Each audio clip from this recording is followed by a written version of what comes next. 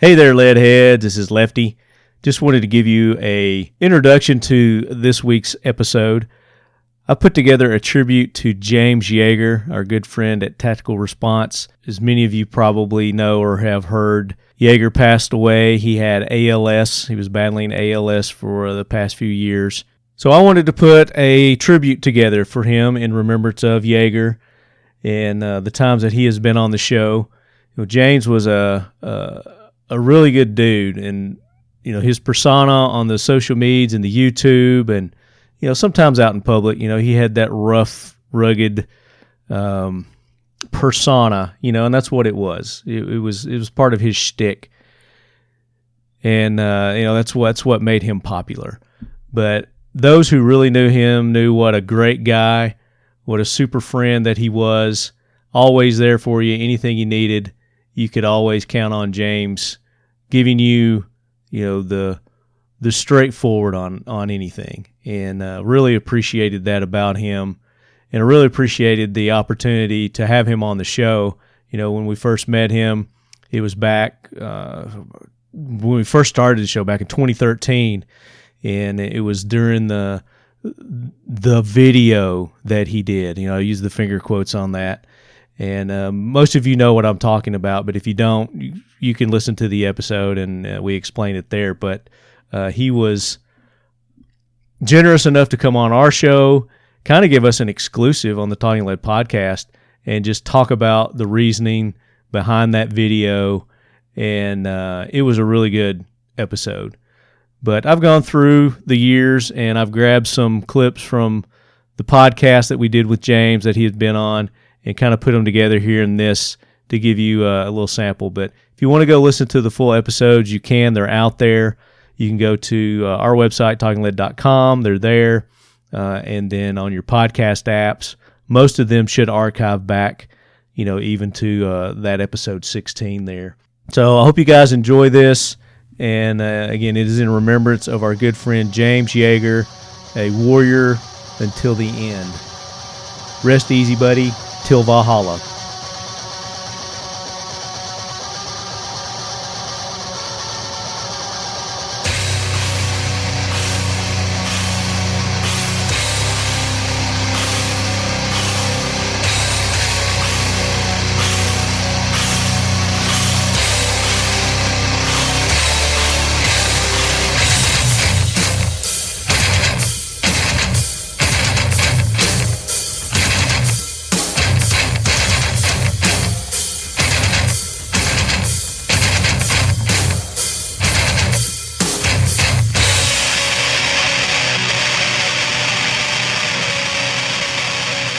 Welcome back to Talking Lead. This is episode 16. We're finally back at the Talking Lead studio. How's it going, Left Hand?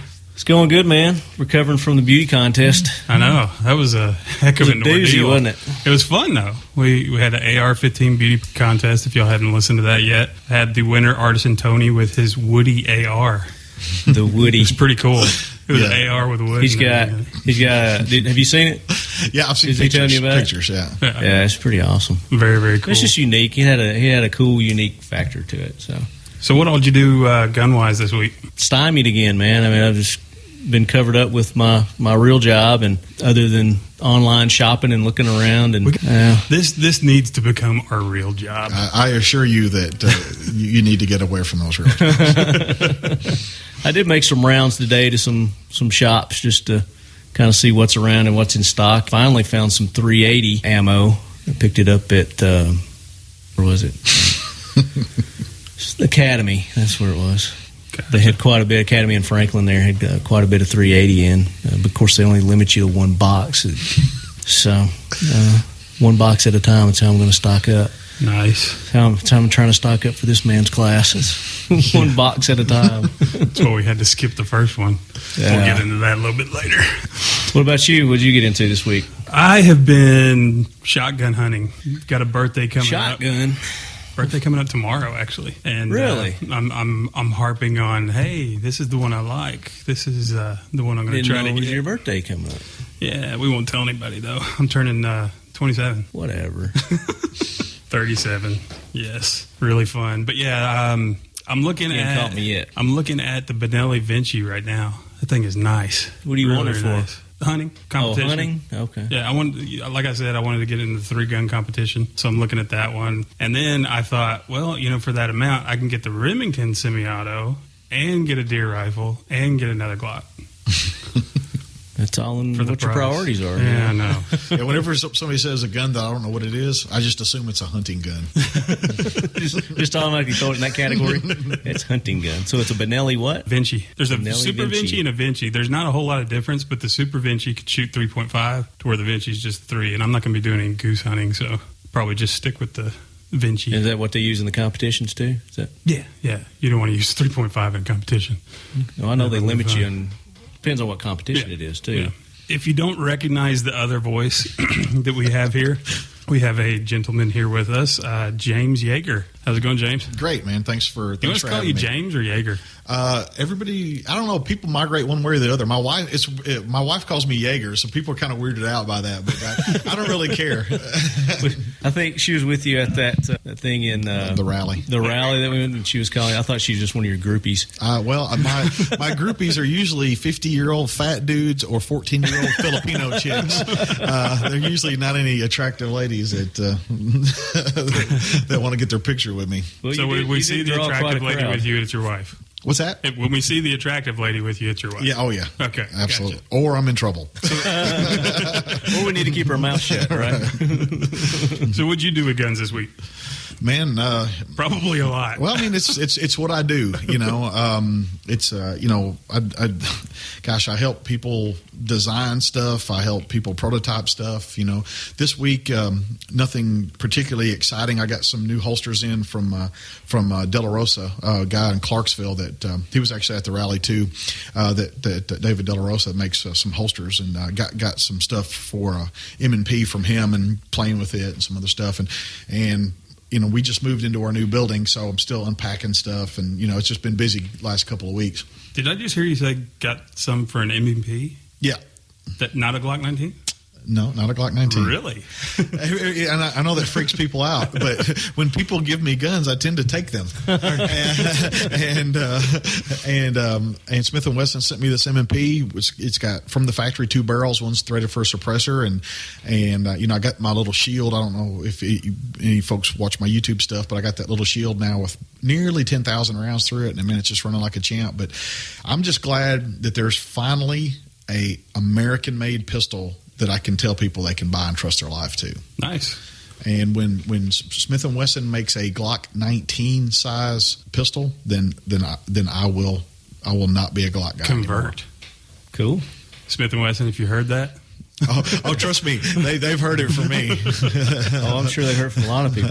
Obviously, the demand is there for a gun like that. Well, I mean, Glock 19 is the most popular handgun in the world because of its size. So, I say it all the time. Small enough to carry, big enough to fight with, and if Smith can get something into that niche, I'm telling you, the Glock's days are numbered. Something out of the ordinary, other than you switching to the Smith & Wesson, you're opening up a new shop. Tell us a little bit about that. Well, we just moved. We didn't. It's a new place, new location. It's our fourth location since we've been in business in '96, and it's a huge old industrial building. It was like a plumbing supply and building supply. It's a huge building, and of course on the business office sides where we got our retail shop and our classroom and offices and stuff like that. But we have a huge area that we're building a force-on-force training center in, putting up walls and facades and all kinds of stuff, and getting it ready to go. It's going to be really exciting. What's the force-on-force training? Basically, force-on-force is where we use real guns that are modified to only fire a paint marking round, and I use the force-on-force round made by ATK or Federal Ammunition. If you can go to forceonforce.com to see the round. But people typically they say sims training or simunition training. That's potentially dangerous, and what I mean by that, if you just take a box that says simunition and jam it into a magazine and start shooting at your buddies, they also make lethal rounds. So if you're going to talk about simunitions, the paint marking round is called the FX round, the simunition FX round. So I just want to, for anybody out there listening, I just understand. It's completely different than simunition. Well, no, Simunition is the company. FX is the exact round. It's kind of like, the Federal makes this 5.56 round, and Federal also makes this other 5.56 round. It's like that. It's just it's one of their products. So this is like their lipstick round. Right.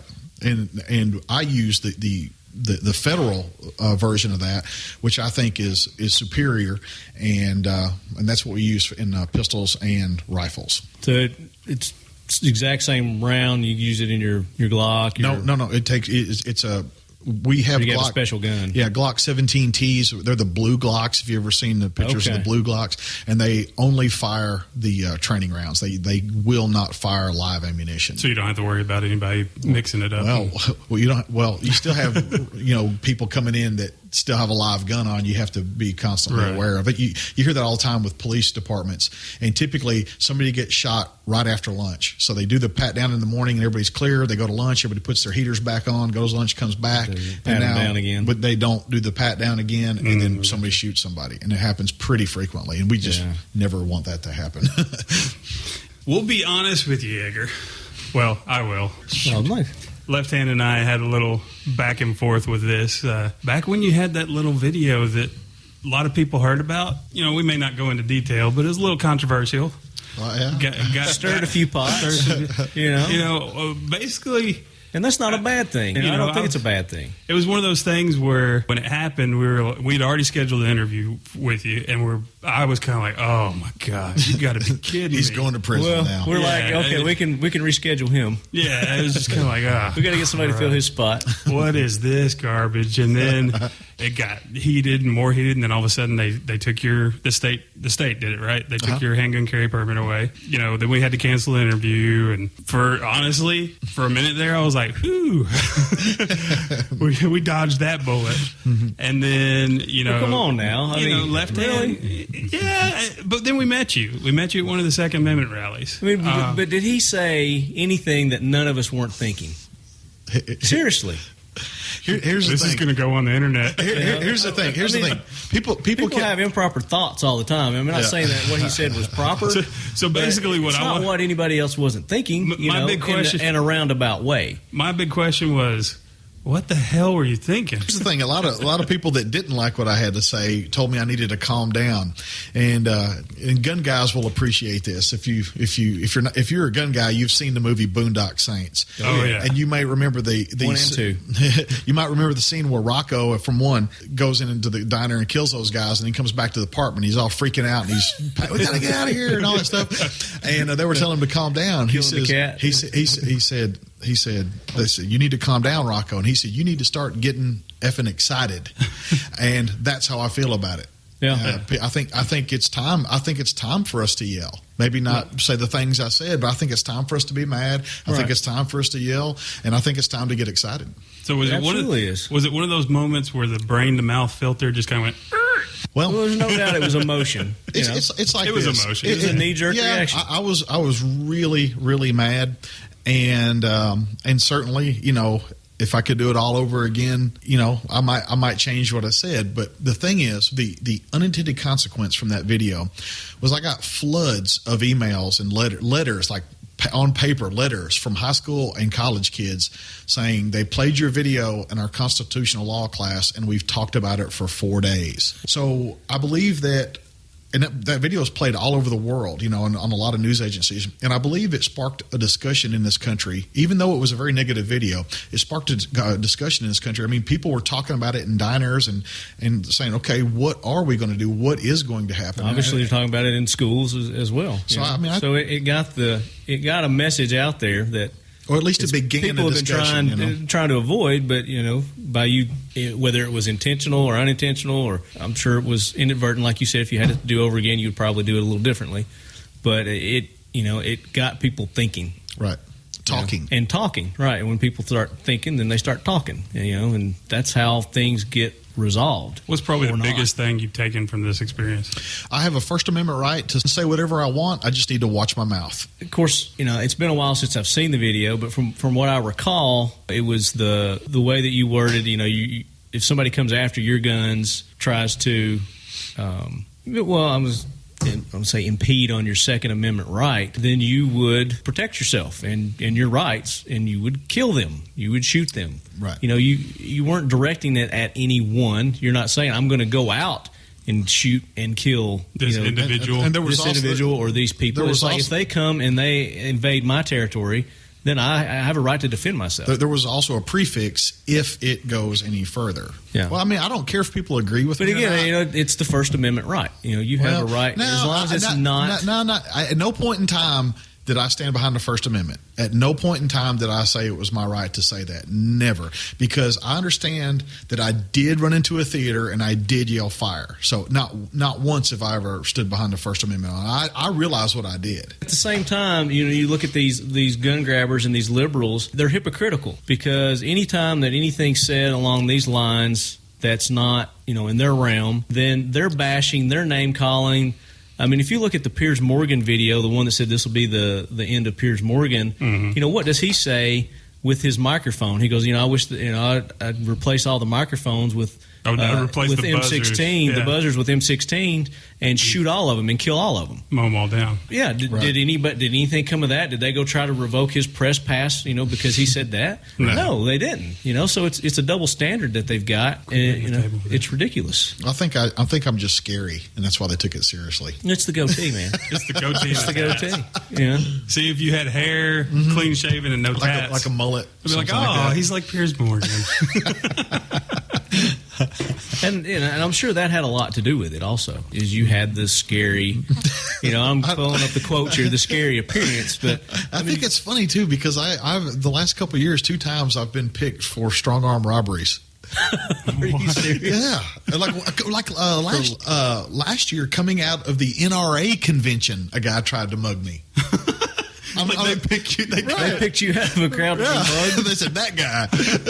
I'm like, I don't know what I'm doing. Apparently, they wanted to test themselves. That's what it was. I think they weren't looking for easy targets. I think, and my wife, I'm a magnet for bad things, and my wife's been with me, for 20 something years, and so she understands it. So now when stuff like that happens, it doesn't even faze her. It's like, why does this stuff keep happening? She used to say all the time. Now she's just like, whatever. Yeah. I'll say this too. Through all that, the chaos that ensued afterwards, we met you at the Second Amendment rally, and we've got close friends that know you and that are close friends with you also, and they've told us, he's a humble guy, he's a nice guy, he just, said the wrong thing, and he knows he said the wrong thing.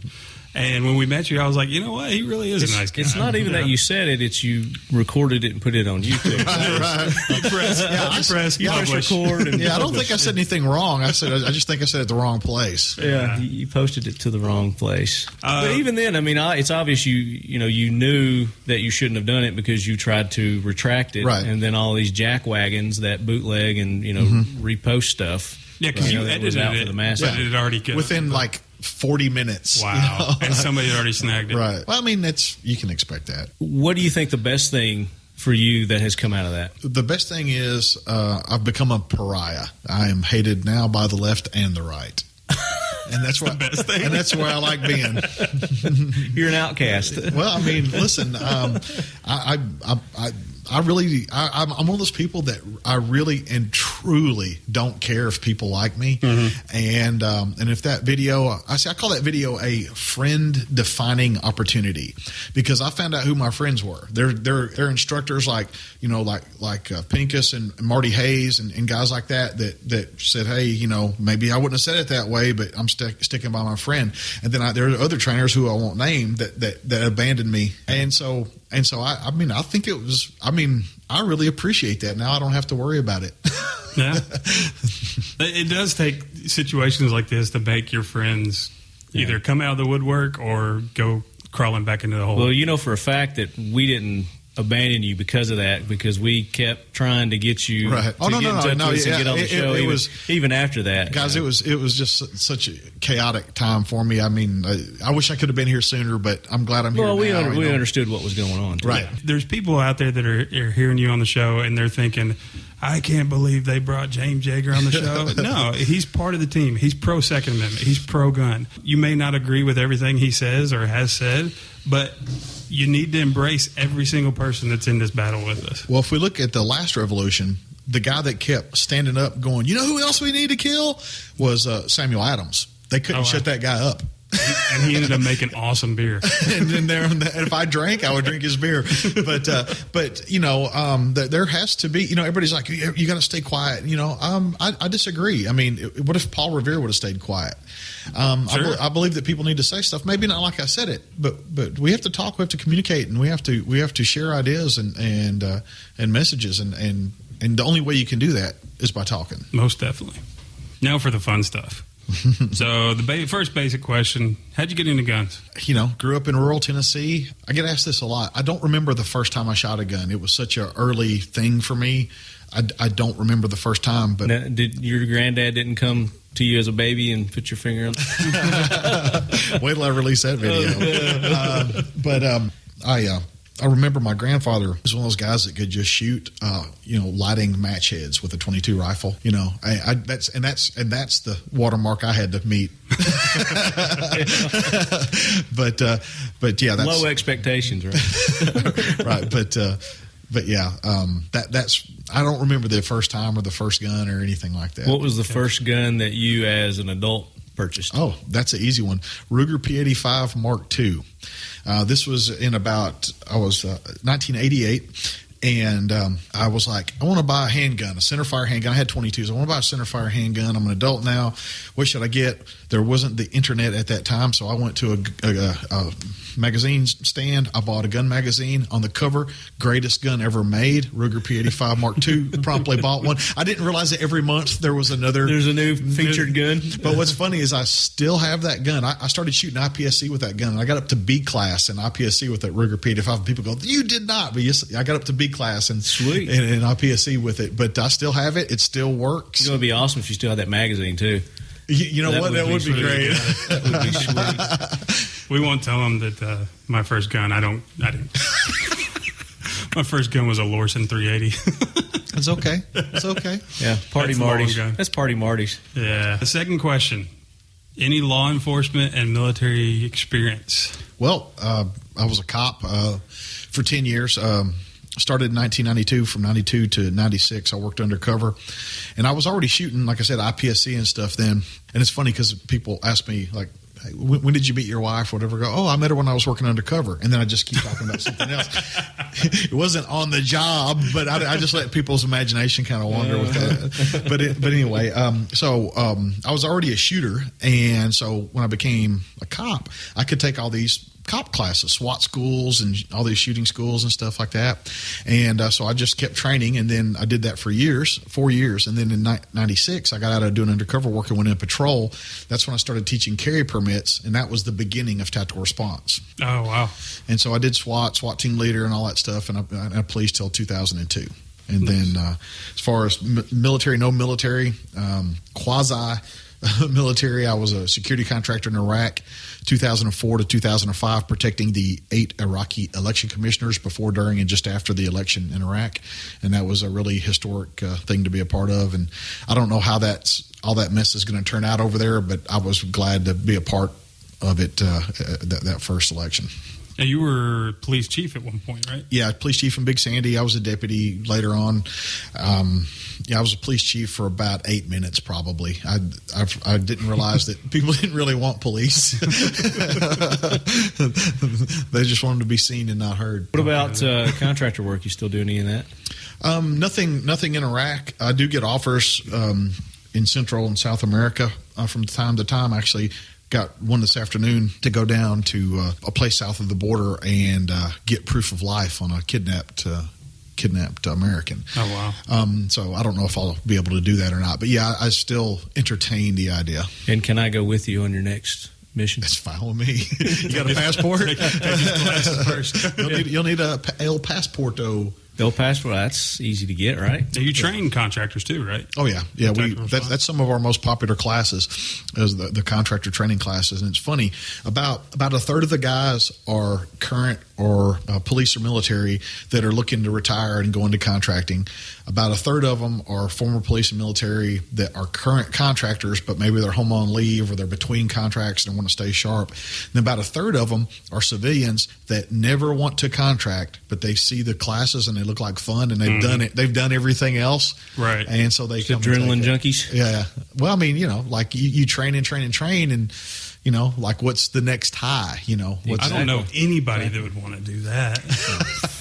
I don't know any two people that are sitting in this room. This guy. Well, it's a date whenever you guys get ready. Yeah, well, we're coming to the. I think we've got it booked already. We got Fighting Pistol booked. You got to take that one first. We right? don't actually set anything on fire or blow anything up in Fighting Pistol. No, I gotcha. So we tone that down. That's your starting level. That'll be a good acclamation for us, right? Yeah. If you were going to say, hey, I want to take one class from you, what should it be? I'm never going to take another class. I'd say Fighting Pistol. Another question we ask of every guest: music video, movie, Pop culture. Okay. Video best game. video ever made, and I will fight anybody that disagrees with me, is Beastie Boys Sabotage. It's got guns in it. I will fist fight anybody right Counts. now. It's one of my favorite groups. I love the Beastie Boys. I like rock and rap. I'm a child of the '80s, and I mean everything. Soundgarden, and I mean. I'm a metalhead. Oh yeah, I'm like the heavier the better. No, I don't do so much that. I mean, I listen to some heavy metal. I'm a big AC/DC fan and stuff like that. But I listen to a lot of pop music. I listen to some rap. I listen to rock. I mean, pretty much anything but country. There's some good country music. No, the country music died a horrible death the day that Garth Brooks released his first album. And it's funny because the best country song in 20 years was by Aaron Lewis, Country Boy by Aaron Lewis, and he's a rock and roll guy. Oh yeah, from Stained. Yeah. See, I know that one because it's Stained. Right. So what about movies? Everything. I'm a movie nut. My wife and I go to the movies a lot. We really enjoy that. And what's your favorite go-to movie? It has guns in it. It's got involved guns. Better than It that. don't have to involve No. guns. No. Listen, better than that. My wife and my Christmas movie is Die Hard. There you go. We watch it every Christmas. Perfect. It is. But think about how many action movies happen at Christmas. Die Hard 1 and 2, Lethal Weapon happens at Christmas. Yeah. Long Kiss Goodnight. That's a sleeper that a lot of people haven't seen with Gina Davis. Great movie. Yeah. Oh, I've seen that. But there's a Samuel L. Jackson. Yeah, a lot of Christmas action movies that people don't think about. But Reindeer Games. Yeah. There's another one. Yeah. It was all right. But we watch those every year. But what was the question? Your favorite, You answered it. favorite movie with guns. Okay, go ahead and give us your favorite one. What's your Man, that's I don't know. You get into the old westerns? Yeah, I like a lot of the old westerns. Probably my favorite movie, period, is Seven Samurai, Kurosawa movie. And if you haven't seen Seven Samurai, you got to see it. But the Magnificent Seven was the cowboy version, based off of it. And so it's my favorite western because Yul of that. Brynner. Yeah. So it's You my kind of look like Yul Brynner. well, I look like every other bald white dude. With the tattoos. All right, so I got to ask, because a lot of our listeners are into The Walking Dead. Yeah. You get into that? Oh yeah, absolutely. Me and my wife are addicts, and we really enjoy that show. Did you see the season I've seen finale? them all. I've seen them all. All right, so give me your take on the season finale. Let's hear what your take is. That's where Merle is zombified. Okay. Exactly. Daryl has to. No, that's the one before it. Wait a minute. Second to last one. Yeah, because Merle gets killed. Oh yeah, the second to last the one. attack was the yeah, last yeah, one. that's right. The attack was the last one. That's right. I don't know. I mean, I thought they were leaving the compound, and so that surprise attack on the opposers there. Weren't you a little let down though in the because I mean they're building up to like this huge battle, you know, Right. And it was, and then Right. it's just kind of like. Right. Yeah. That's the way I felt. Well, since we're on movies, we were going to review Zero Dark 30. Did you watch it? I did. Yeah. I did. It was painful. Man, I enjoyed it. It was. I Painful. liked the whole time because the story came out before the movie and you knew the story. It was kind of like, okay, all right. Okay, when are they getting to the house? When are they getting to the house? I When are thought they it getting was to the very house? interesting, everything that led up to it. But it was just because, I'm watching this movie and I'm thinking Zero Dark 30, I'm thinking this big raid on Osama and, I'm thinking there's going to be a lot of action throughout the whole movie. So at each turn I'm like waiting for something to happen. And you know how you get that adrenaline high and then when you come down off of it, you're just like...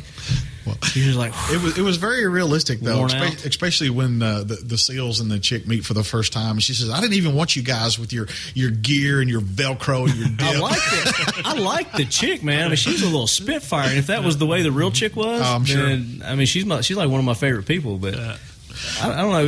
It wasn't what I was expecting. I told folks, I said, if you're looking for an action movie, don't go.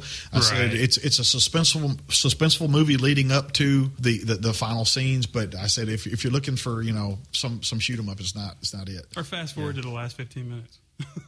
So that was from our very first interview with James Yeager.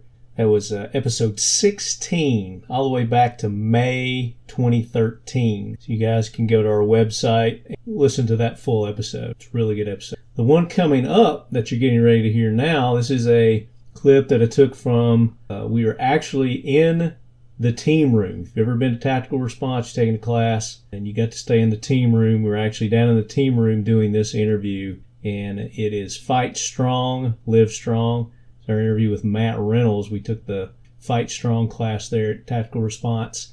This was back in January of 2017, and this is episode 183 if you want to catch this full episode.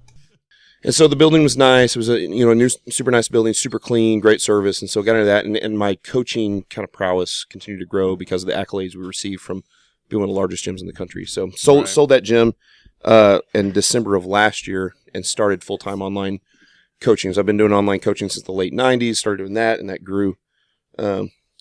So we just traded out Mookie for Yeager. So Mookie just gave his seat up for Yeager. Traded out one celebrity for another. I don't know what to do with my hands. Just hold them up It's like okay. this. It's radio. You can do anything. No, we're on Facebook Facebook Live. Live. Actually, we're live right there. We're live on Hey, Facebook here. live, too. everybody. Say Hey. Studio of the Gun Crowd. Word. Yep. So started So you teaching, sold that. What am I drinking? sold that, and I started the Big Dot whiskey or the San Pellegrino Long hair. from Mookie. So bubbly water. So yeah, I sold that in the December of last year, and at the same time, while all the business stuff was going on, I started to grow a seminar business. So I did seminars since early 2010 in starting strength, and that's where I met Yeager. Probably when did we meet? 2012-ish, somewhere in there.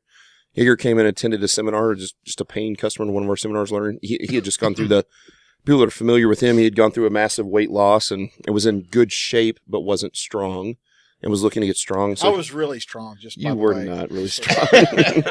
So Unnaturally strong, right? So for your listeners that don't know Starting Strength and Mark Gripito is pretty much in the fitness industry known as maybe the greatest strength coach of all time, and certainly the most well-known strength coach alive today.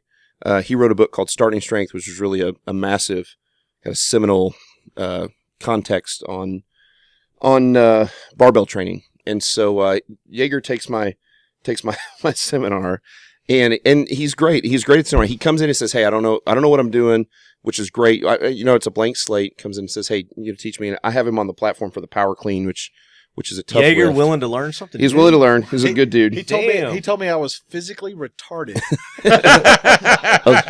Hashtag allegedly. And so for people in the fitness industry, Mark Gripito is extremely well known. And so Yeager comes up to me and he says, after I get down on the platform with him, he says, "Hey, do you shoot?" I said, "Do I shoot what?"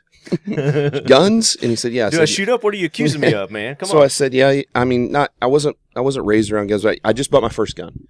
And he said, he tells the story. He says, "What gun did you buy?" And of course, he's thinking in his head, like, "Oh my God, what's he What's he gonna say? What's he gonna say?" Right? And so I said, "Oh, I bought a Glock 19." He's like, "Oh my God, great gun. It's a great starter gun." He's like we wiping his were brow. buddies. Oh, man. I don't have to diss this guy. We're gonna be friends now. And then he says, "Well, I just want you to know that I'm the Mark Gripito of shooting. I'm the Mark Gripito of firearms."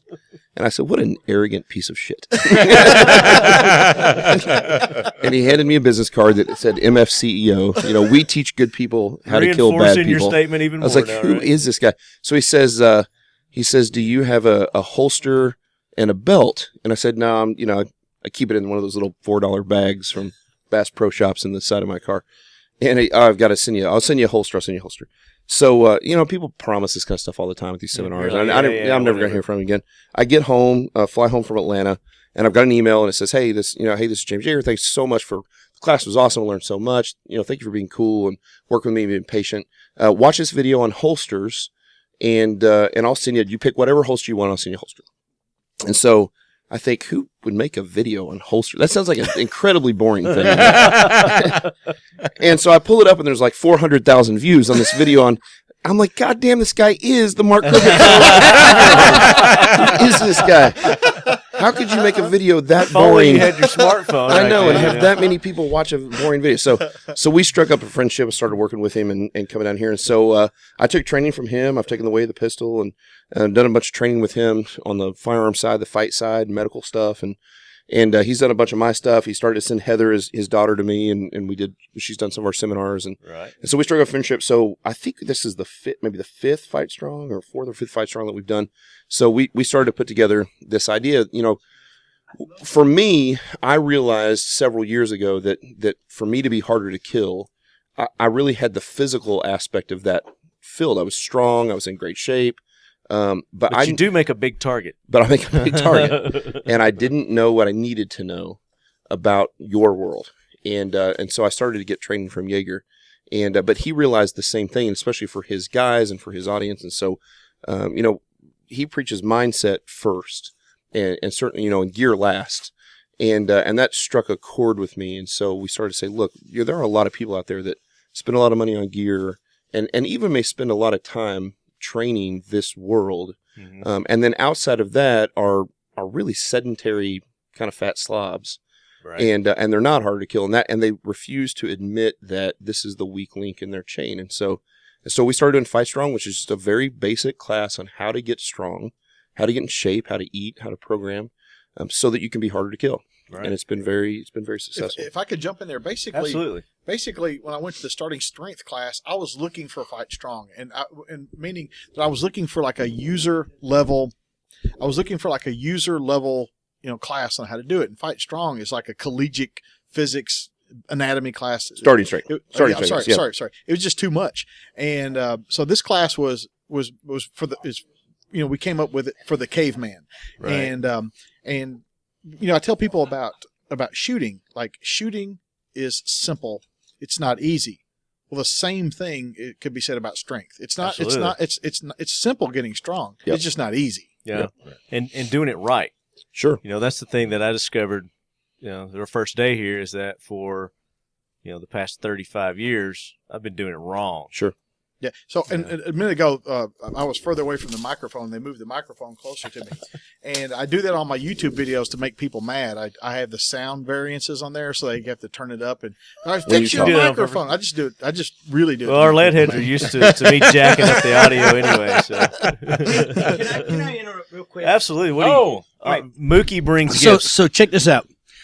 Technical response attracts a lot of very interesting people. Today in our class, we had an optometrist, a pharmacist, a chemical engineer, but I just found a motherfucker who works for Carl's chocolate company. Russell Stover. Russell fucking Stover, man. God bless you. Yeah. He's here? I was walking around while you guys were talking. I said, hey, does anyone have any M&Ms? I'm fiending. He goes, I work for Russell fucking Stover. When he went to his car, he brought out, I got like 900 chocolates in front of me. Tell us about your Russell Stover. He's like the devil, man. Your Russell fucking Stover. Russell Stover is a American-owned company. All of our chocolates made here in the United States. Which this works perfect with our workout, right? Holy crap. Yeah. We burned calories today, so we earned it. We didn't get into the nutrition part yet, so this doesn't count. That's tomorrow. With Valentine's coming up, we are 68% of the box heart chocolate in America. Okay, enough about Russell Stover. Okay. What's your name? Scott Bentley. Scott Bentley, and you're here for the fighting rifle. The fighting rifle class. Yes. Yeah, which that's not what we're talking about today, but we will talk about that soon. Roger that. So how you like the fighting rifle real quick? It is awesome. Yeah? Yeah, learned a lot. What one thing you learned today?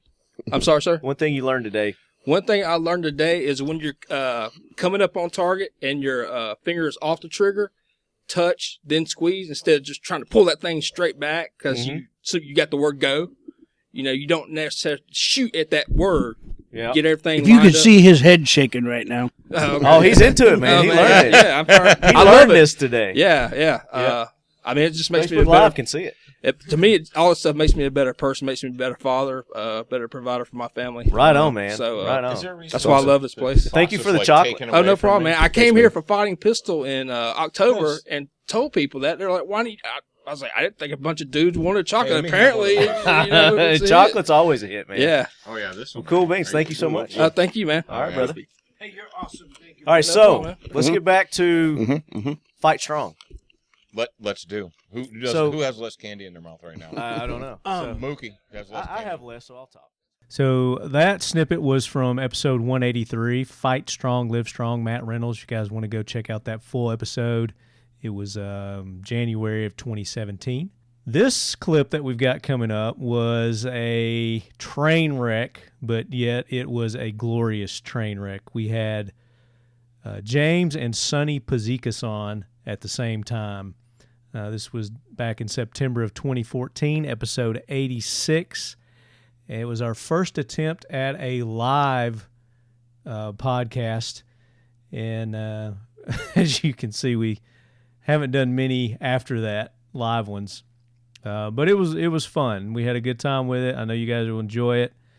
Check out this clip. Episode 86. And this is a little experiment we're doing. If you're listening on iTunes or Stitcher or whatever, you're getting the edited version. Everybody on YouTube and everywhere else, they actually get our first live version of Talking Lead. Left Hand was on the old one when we were trying to figure out how to do this, and now he's taking his sweet time getting back. But we do have other guests. We have... You consider him to be a guest? You consider Left Hand to be a guest? No, he's another host. I can't take that away from him. There he is. Hey, Left Hand, we've already announced the intro. So, is your mic even on? Can you hear me? Yeah, okay, good. Yeah, I'm here. So I was about to introduce James and Sonny. We've got James Yeager. How's it going, man? What's up? And Sonny, if I slaughter your last name, just shoot me. Is it Pazikas? I will. Just think Pazikas, yeah. Just think pussy, put Ikas on the end. Pussy cuss? Yeah. Pussy and cuss. Okay. That's right. Sweet. How you doing? I'm doing well, you? Awesome. And what'd y'all do with guns this week? I don't think James ever does anything with guns, does he? I don't know. This is the first time I've done a Google Hangout and I had pants on. Aw. Now that makes it uncomfortable that you do have pants on. That's good to know. Oh, do I need to go put mine on now? Oh, great. Please don't stand up and have Ranger panties on again. So no, what we did this last weekend was the first Cold War hot range class. Sonny and I co-instructed. We did that here in Camden, Tennessee, this last weekend. And Left Hand got to go to that one. I had the privilege of attending the first day. I sure did. Yeah. Yeah. No. He did not attend. He watched. I did not participate. Like you would be led to believe that maybe he shot a gun that day, but he was a voyeur. I shot the camera. He's one of those peeping toms. Nice. Yeah. What'd you think, man? Did you like it, Marty? Left Hand? Yeah, I really like the classroom, the history part of it that both the guys got into with the history of the AK and the history of the AR. Very interesting. Just for that alone, it's worth the class. My God. Now, I saw on some things where it said AK versus AR. Was it like that, or was it? I mean, yes, and AR's won. Really? Yeah. There were zero AR malfunctions. Zero AR malfunctions. And there were several AK malfunctions. Uh-oh, Sonny, Really? what happened? Shitty operator. It's the American operator, not the Russian gun. Exactly. It was an ID10T error, huh? Actually, we saw something interesting. James said that it was first time for him seeing it. One operator, and I use the term loosely, kind of engaged, kind of disengaged. Safety was somewhere in the middle, and when both cycled, we had an interesting malfunction on the AK, which was obviously operator-induced error. But yeah, it happens. It happens. But it was quickly recoverable, right? You can tell he's still mad about it. Me mad? I don't get mad. Mad. little bitter, but you guys had a great turnout for that class. Yep. What are you got plans of doing it again? We have talked about it.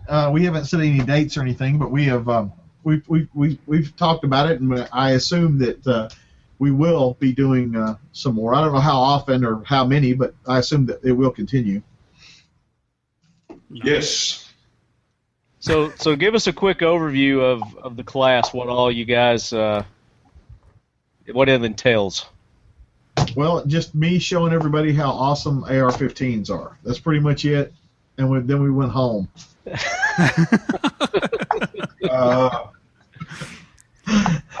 Obviously, he didn't succeed in that. Because, James, do you mind what's that weapon behind you there? This AR-15, or this other AR-15, or did you rig your office before this show? I would get up and get some more, but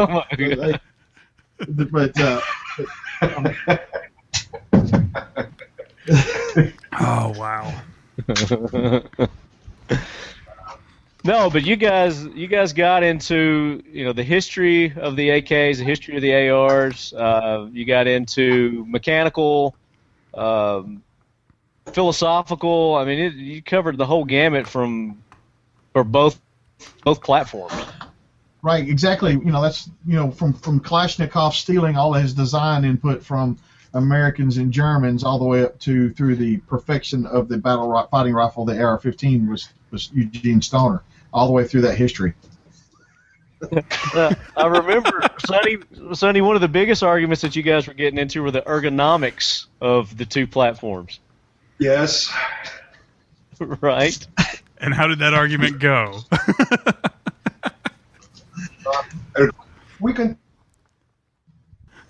My point is that I know James now is not going to admit and deny it, but even James himself said that if he had to choose, he would carry a K.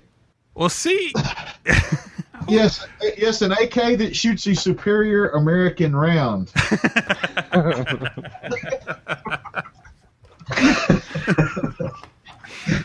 Oh man.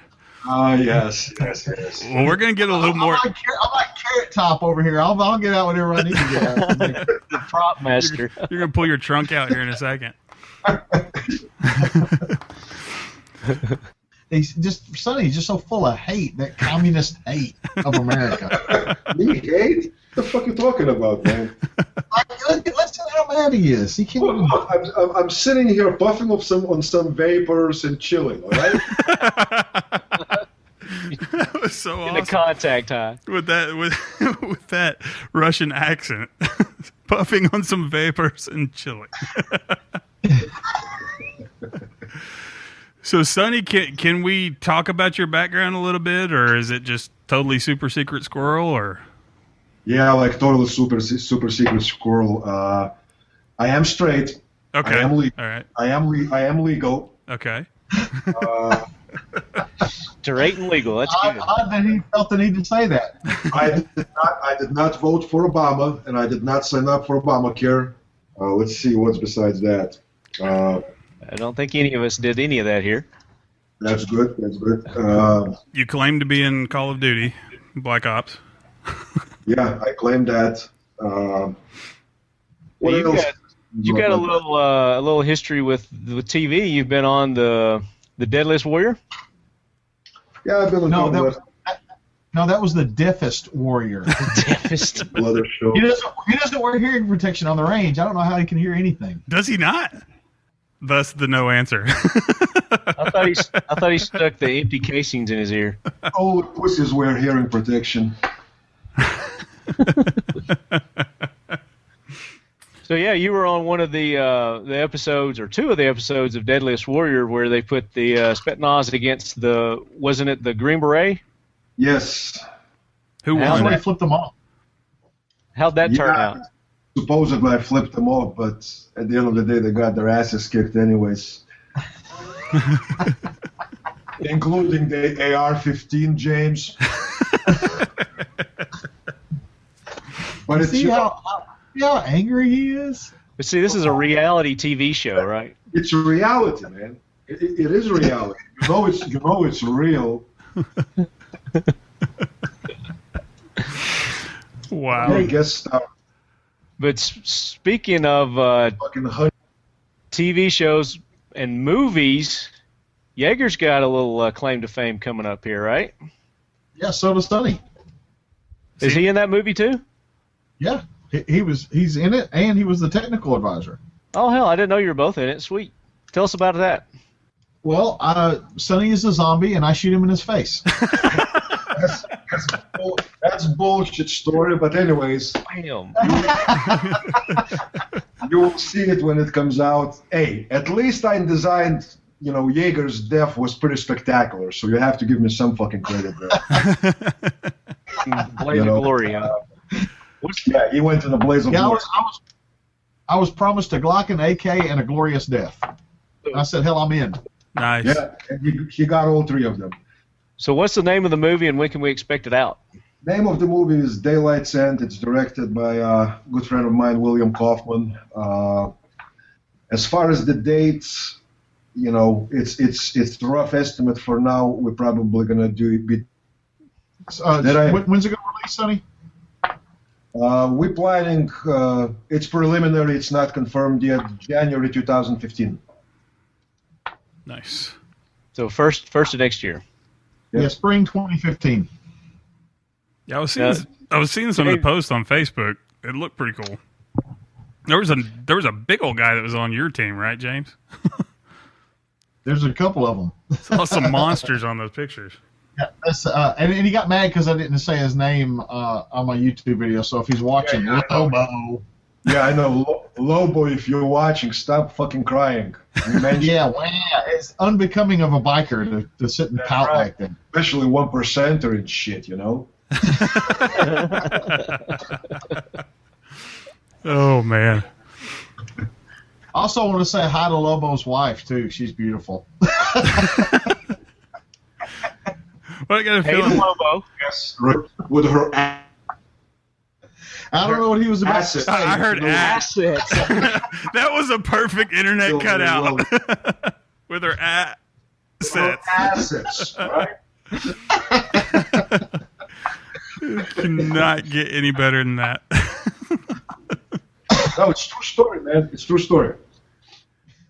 So let's switch gears and let's go to Sonny and let's talk to Sonny about how you originally got into firearms, Sonny. They made him. He was assigned. They forced me. Yeah, they gave me a fucking AK and said, "You shall love it and you shall shoot it." That's easy enough. No, I got interested somewhere in my early teenage years, probably around 13, 14. In Soviet Union, we had a organization called TOSAF, which is the volunteer organization to support Army, Navy, and Air Force.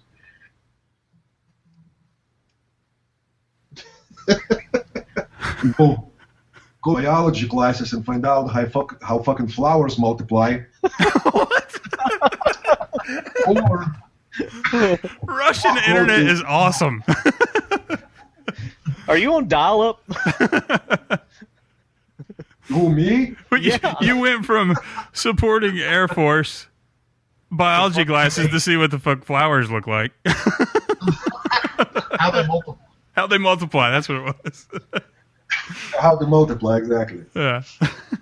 So, anyway, we would go about once a week or so to a shooting range and a military base, get involved with weapons. That's where my interest started, and then, of course, through military. And then after immigrating to this great country, you can't help it but go and shoot fucking guns, right? Yeah. That's what you do here, yeah. Absolutely. Yeah. The smart ones do. Yeah, and then you meet fucking. Forget about it. Been forgotten. Okay, great story. Hey, ask me that same question. James, how did you originally get involved with firearms? I watched Red Dawn and knew that I was going to have to kill Russians one day, so I practiced really hard. Well, he's still working on his fucking dream. It's a wet dream, but. So, Sonny, when are you going to work on a Russian version of Red Dawn? It doesn't need to be worked. Your fucking president and Congress are already working on it without any help from Russia.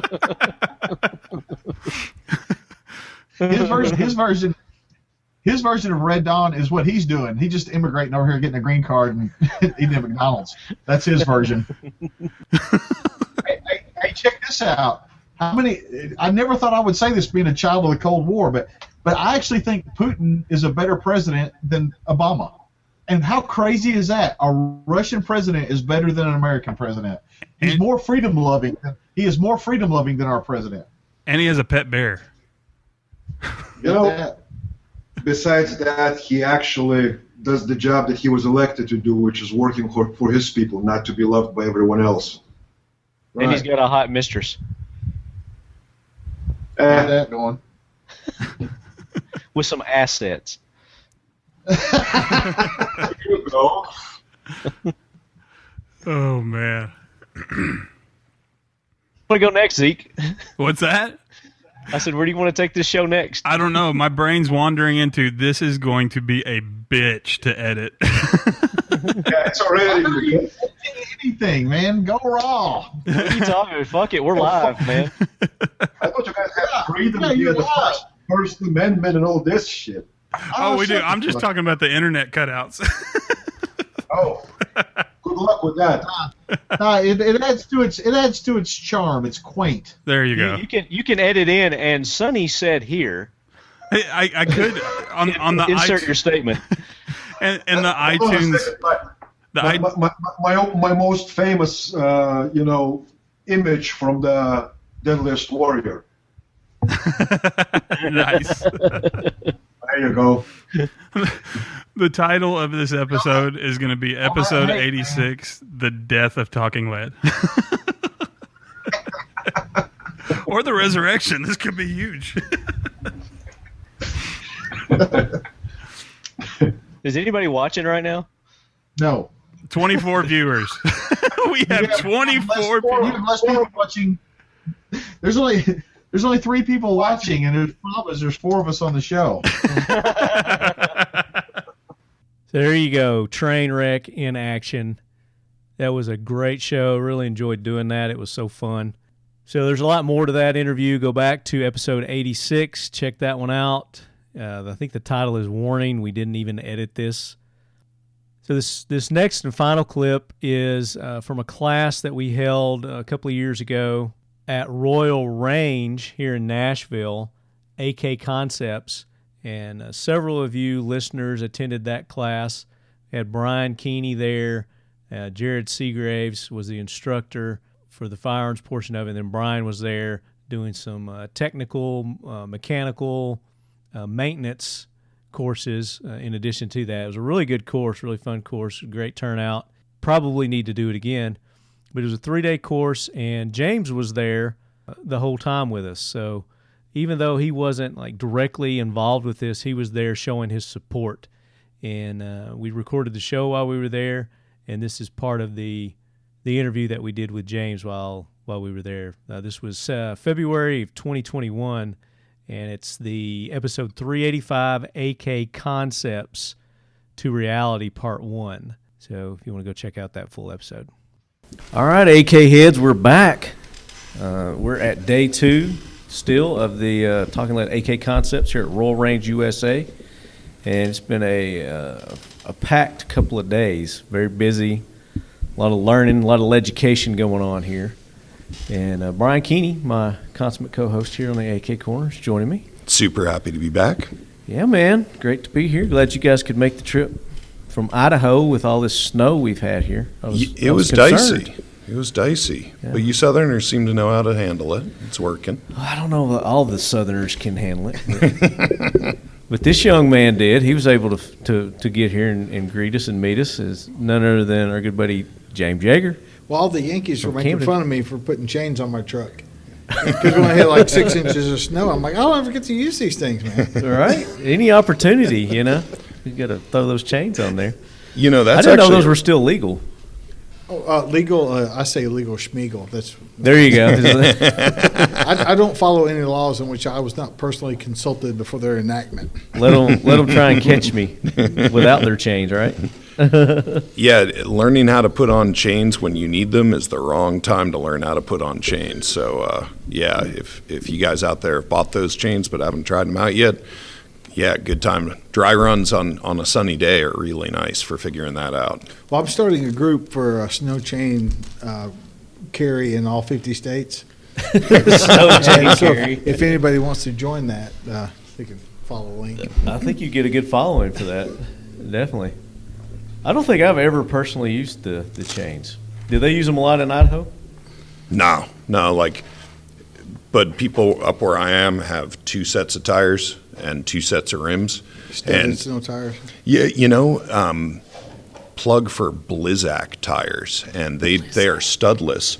It is a foam rubber, and the siping, the cuts are really deep, and there's grit mixed in with the rubber, and it's almost like a sponge, and the sponge pushes the water. When you're going over ice, you're actually melting the top molecules of water and making them liquid. And when you slide on ice, you're typically actually hydroplaning. Mm-hmm. And these tires have these pores in them that move the water out of the way and get the grit down onto the ice, and they are magic. And so there's a bunch of studless options out there that are very high performance and work really well. So I take it you're using these tires now.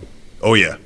Okay. And in my wife's car, she has a CRV. Mm-hmm. I cannot get it to skid out under 25 miles an hour, like rallying in the thing. I can't get it to cut loose, and they're amazing technology. So that's been a new thing. I grew up in Rhode Island with tons of ice, and my dad was like, "Yep, standard rubber cracked tire. Cracked rubber tires are great for you, son. Learn how to drive." And my old business partner is a good friend of mine still. Comes from Alaska, and he clued me into the good stuff, and it is the Blizzaks are where it's at. Now, are those kind of pricey? They're not cheap, but before I got them, my first winter in Idaho, I was being cheap, and I was driving my wife and kids to the airport. I went under an overpass at 65 on what I thought was a dry road, patch of ice under there. I was going 60, 65 in the wrong lane of oncoming traffic. And I'll tell you, when your whole life is about your children, it seems really friggin' stupid to save money on tires. Yeah. Well, I know this podcast isn't talking snow tires, but one last thing. In the South, a lot of guys kind of lose sight of it, but snow chains work great in the mud. Like if you have a farm or something like that and it's raining, snow chains work fantastic in the mud. That's a good tip. Really good. That's a fantastic point. Yep. You know what else works really good in the mud? An AK-47. That's a segue right there. Yeah, that's what that's called. That's what you call a segue. Reel it in, baby. Reel it in. The guy that invented the Segway died on one. The little 2-wheel thingies? Yeah, he rode off a cliff. He had one of the outdoor ones. Is that for real? Segued into heaven, yeah. For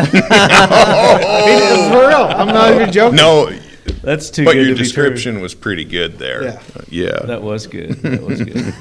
So we're at Royal Range, USA, and we're running the AK Concepts course here with 212 Training Group. They're out on the range right now, which we're gonna join them here in just a little bit.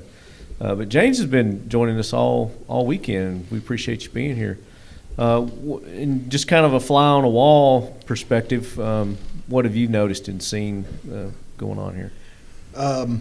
So what's great. Like people ask me all the time, how do I stay enthusiastic as a trainer?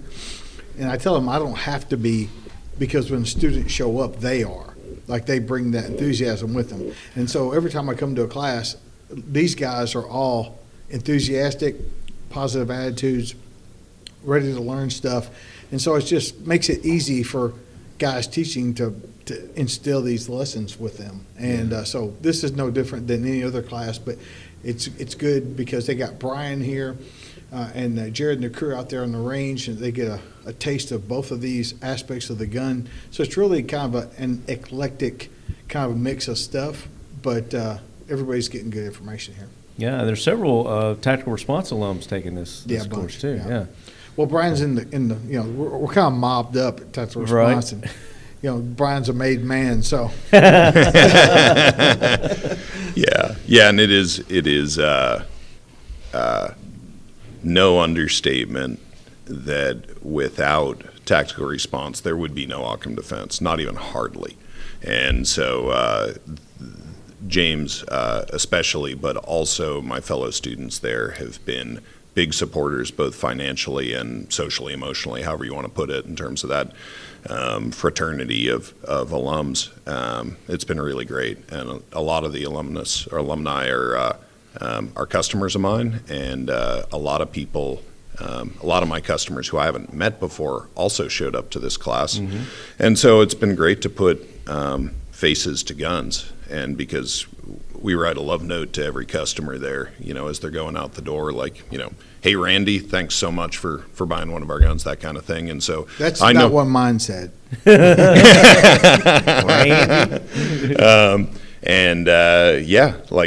So we know every gun that goes out our shop has somebody's name attached to it as it's moving through. And so it's been really cool to put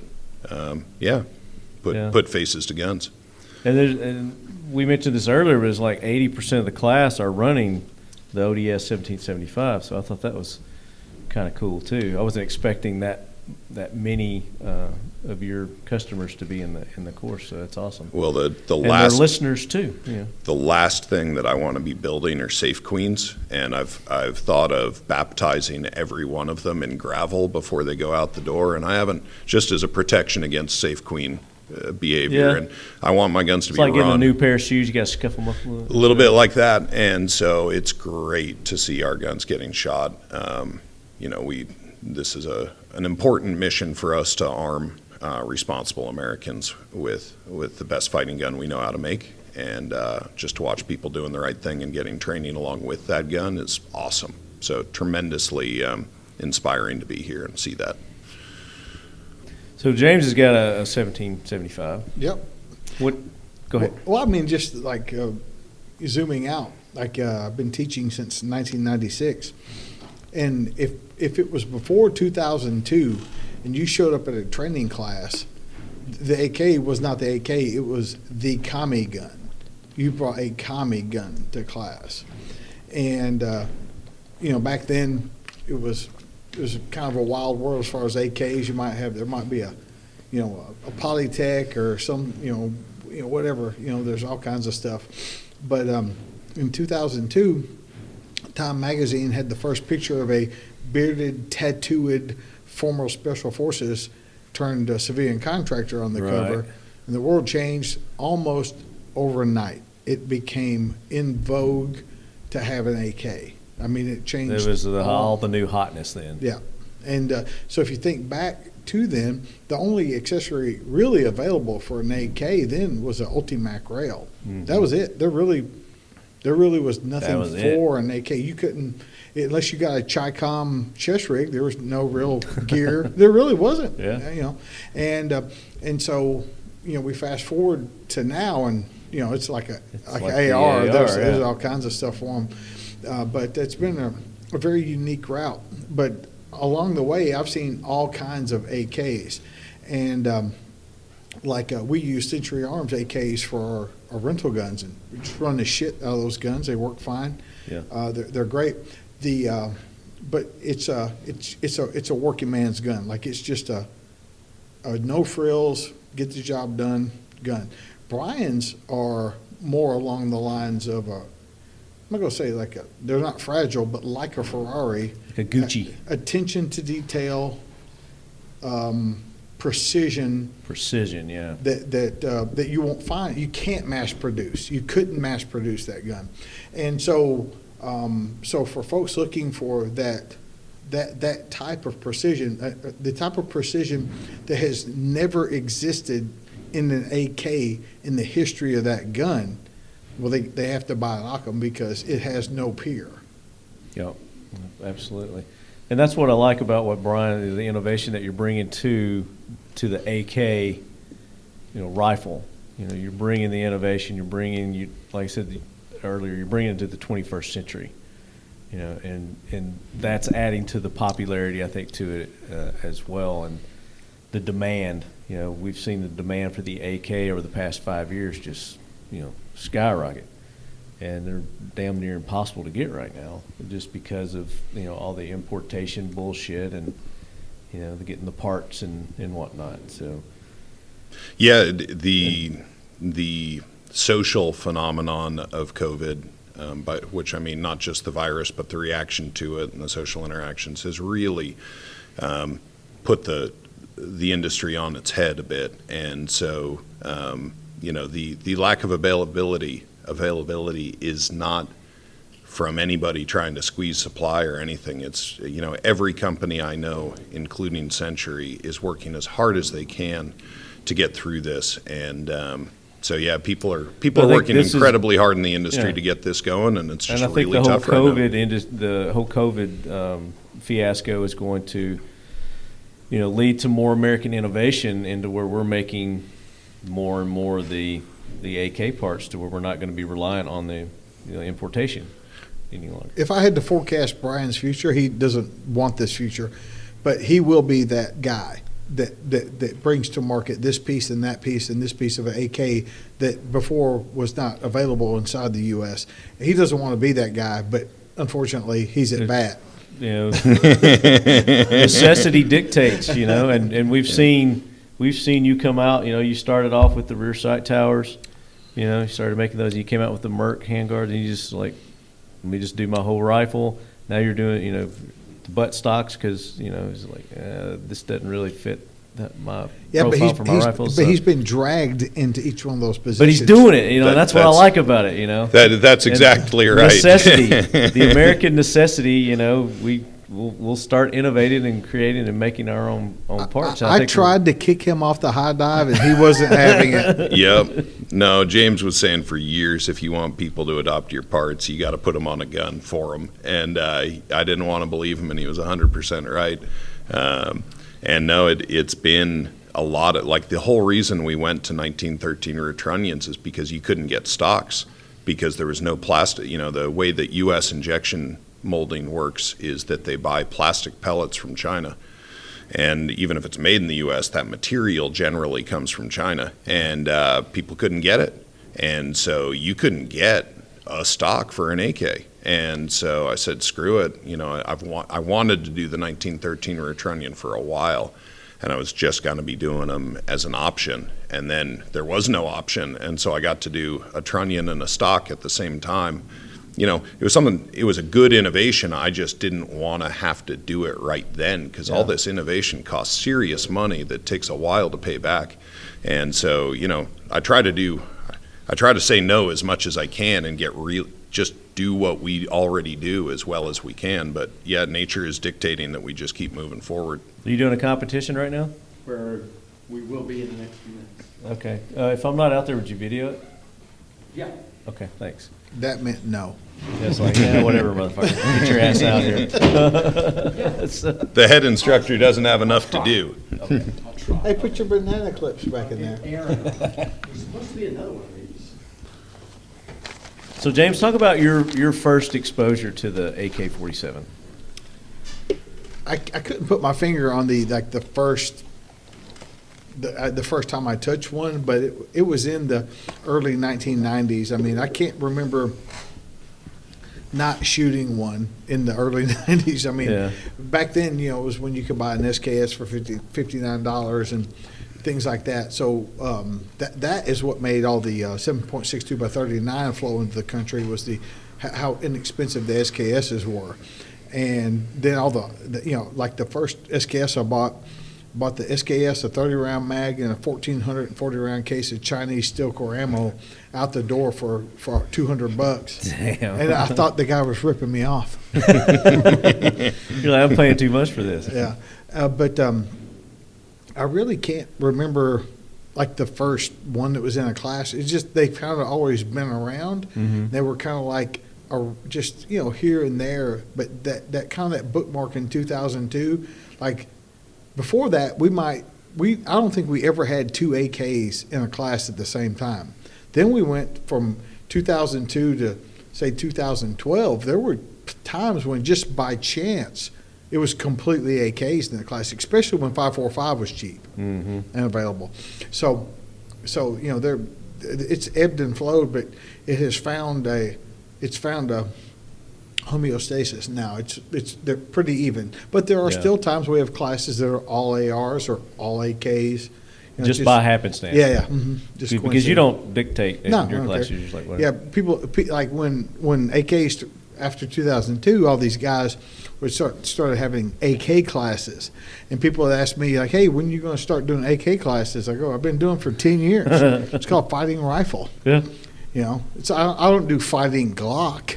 You bring whatever gun you got to you bring your gun to the class. I'll teach you how to shoot.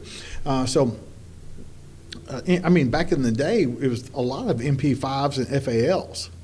If it wasn't AR-15, and but I don't even know what the hell I was talking about. But anyway, so your first exposure to the AK. Yeah, and like I said, it just kind of that bookmark of 2002 kind of changed the whole world as far as AKs. It went from being the bad guy's gun and no really accessories available to now not only is it a good guy gun, it's the cool guy gun. The cool guy, yeah. Yeah.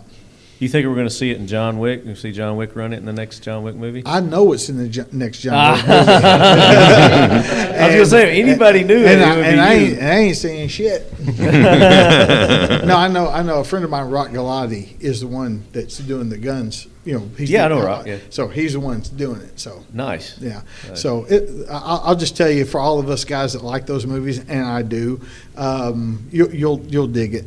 Sweet.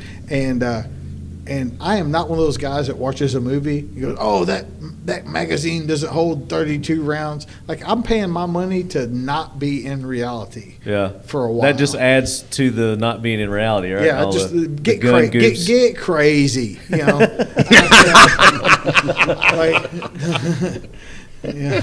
I love it. All right, Leadheads, there you go. I hope you enjoyed that little tribute that I put together for James Yeager. Just went through and gathered some of my favorite clips of him being on the podcast. And like I said, you guys can go. You want to hear all the full episodes of each one of those. I gave you the episode number, the date, so you can go back and find those.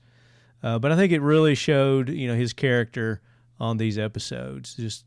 Just a really fun-loving, he loved life, he loved people, he loved helping people. He was always giving, and, that showed in his classes as well. So if you ever took a course there at Tactical Response with James, then, you really knew what kind of guy he was. You really got to experience the awesome dude that he was. And he's going to be sorely missed, but he will live on through his thousands of students that he has taught over the years. And then, of course, his YouTube videos are still out there. You guys can go to the Tactical Response YouTube channel and through our podcast and the many other shows that James has been on. A great teacher, a great father, great husband, grandfather, and an even better friend, James Yeager. So, Leadheads, that does it for another episode of the Talking Lead podcast. Appreciate all the support that you Leadheads have given us throughout the years. Make sure you go and support our sponsors, Mission First Tactical, SEAL 1, Kel-Tec Weapons. They're going to reward you by giving you a discount when you go shop at their online stores. Use the code LEADHEAD at Mission First Tactical, SEAL 1, and Kel-Tec, and you're going to get some awesome discounts from our sponsors there. 1776 United, if you're listening to this, they were running a 50% off discount code. I don't know if it's still going to be active when you hear this podcast or not, but it was FB50. FB50, you can go get our officially licensed Talking Lead logo t-shirts, the Leadhead Brigade t-shirts, or any of their shirts. FB50, you get 50% off all their tees. If that code's not working, then you can use the standard Leadhead discount code there at 1776 United. It's Talking Lead, and you get 20% off. But either way, you're going to save some dough. But go show all our sponsors some love. We got the AK Corner coming up on the next episode. We're going to be giving away that Century Arms BFT 47. We're going to be judging your entries. Looking forward to that episode. And our sponsors for that, Factory 47. You want some cool AK Corner swag, you go to Factory 47, use the code LEADHEAD, you get 10% off Factory 47. They've got hats, they've got T-shirts, hoodies, and those cool leadies. And they've got all the AK factory symbols that you can get T-shirts and hats and all that stuff for, not just the Talking Lead AK Corner. So go show James some love over at Factory 47. And, of course, Defiant Munitions. Use the code all caps LEADHEAD. You're going to get 10% off any of the ammo there at Defiant Munitions. And then, of course, Century Arms, the sponsors of the Talking Lead AK Corner. We appreciate them making it possible for us to bring you Season 4 of the Talking Lead AK Corner.